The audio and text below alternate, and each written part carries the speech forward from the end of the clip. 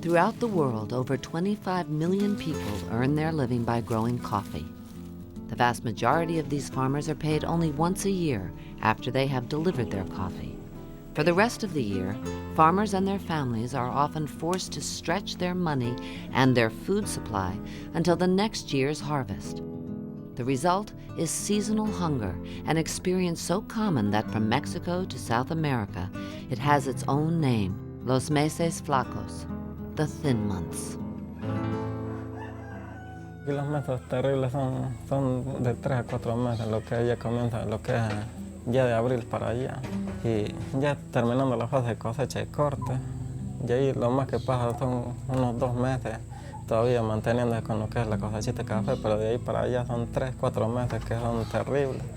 Uno tiene que buscar cómo hacer para vivir en la casa. Increasingly, our global trading system has leaned toward the specialized production of commodities, which is very efficient in certain ways, but it does bring considerably higher levels of risk in certain remote areas where farmers cannot readily depend on markets, on viable markets, to secure food, because they're all growing much the same thing in a region. So the risk is elevated when you're dealing with commodities of any sort. Coffee is one of them, but all of them face the same challenge. No podemos estar tan pobres y somos los productores, somos los dueños de la materia prima. One of the key strategies in fighting hunger is helping coffee farmers return to a more diversified farm. Coffee cooperatives, nonprofits, and the specialty coffee industry are supporting pilot projects that teach fruit and vegetable production, food preservation techniques, and how to market what they produce locally as an additional source of income. Me crié en una familia muy pobre y yo sé que yo de pequeña he trabajado así de doméstica y eso es, mientras uno no trabaja, no come. A 3-year project headed by international nonprofit Save the Children is helping 750 families in northern Nicaragua. Many of these families live on less than $1 a day. Critical to their survival is the ability to grow food as well as coffee. Here, the practice of creating home gardens is being reintroduced. Save the Children is supporting families with training and with seeds.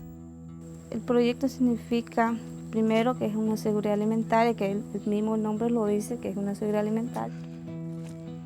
The whole specialty coffee industry is focused on quality, and I think companies need to step back and take a look at the basis of quality.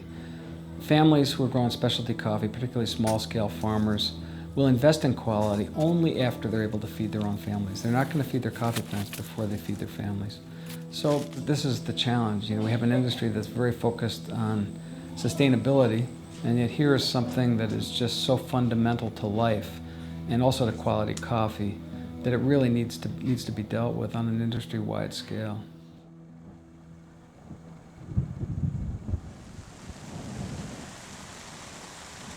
The thin months arrive with the rainy season in Central America.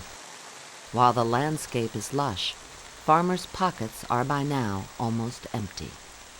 Heavy rains and frequent landslides make it difficult for farmers to grow their own food or to get it to market. The food that is available is often beyond the farmer's reach. El frijol, bueno, el azúcar sí se sube mucho el precio.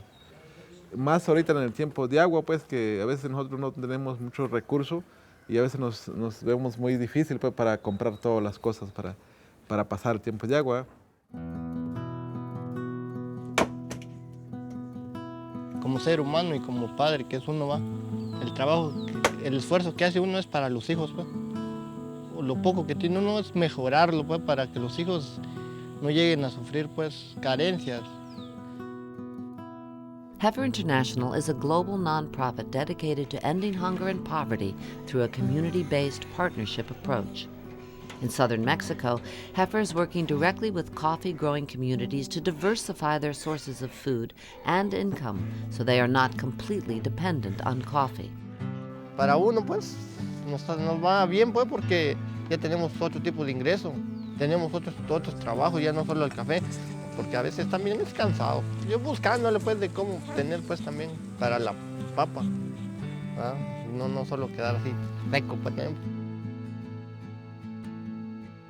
If your business partner in any business was starving, was facing periods of chronic malnutrition or illness, would you not be interested in addressing that? So once we know, once we see these hidden causes, I think it's incumbent upon us to do something about it if we're calling ourselves partners. Working with them, providing what they need, really makes a difference in the long run. It's what distinguishes real developmental impact from charity.